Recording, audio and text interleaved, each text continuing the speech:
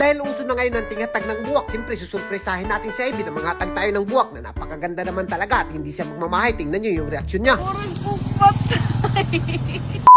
For today's video, habang nagbibiyahe kami dito sa Tandag, naluluoy talaga ako kay Ivy. Pag tanaw ko dito sa kanya, ay tumitingin siya sa mga bulaklak dahil akala niya hindi ko siya bibigyan, pero doon siya nagkakamali dahil susurpresahin ko siya at may palingon-lingon pa siya sa kilid at talagang nagpapahiwatig na gusto niyang mabigyan. At sa puntong ito, nagpasumangil muna ako pa withdraw dito para at least naman makalusot tayo dahil susurpresahin niya natin si Ivy. At dito hindi na nga ako nagsakyanan dahil mabubulyaso tayo kapag magsakyanan tayo. Sumakay na nga lang ako ng tricycad at shout out nga pala dito sa tricycad, no, talagang bihira na lang to dito sa Tandag City makita. Noon ito pa yung sinasakyan namin, pero ngayon talagang bihira na lang.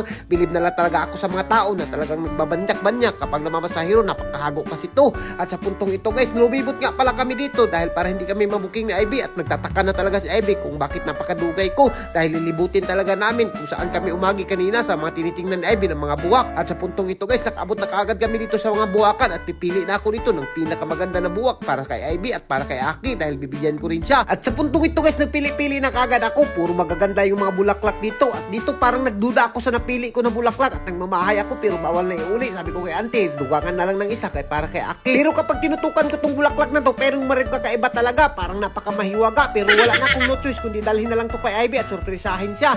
At sa puntong ito, nagpahawat nga lang pala ako sa rice ka dito para mas mapadali talaga ako. At ayan nga guys, talagang pinaspasan ko na kaagad pag biyahe dito. Iwan ko guys kung magugustuhan ba to ni Ivy itong binili ko na bulaklak. Ang pinakapaborito niya pa naman na bulaklak ay rose, pero itong nabili ko parang delikado talaga tayo dito, parang tagilid yung bangka natin. Pero sa tingin ko naman ay hindi naman siguro magbubuod si Ivy sa akin dahil nag-effort niya ako dito, nabigyan siya ng bulaklak. Surprise pa siya. At sa puntong ito guys, kinukumba na talaga ako at pumunta na kaagad ako dito. Parang nagreklamo na to, napakadugay ko.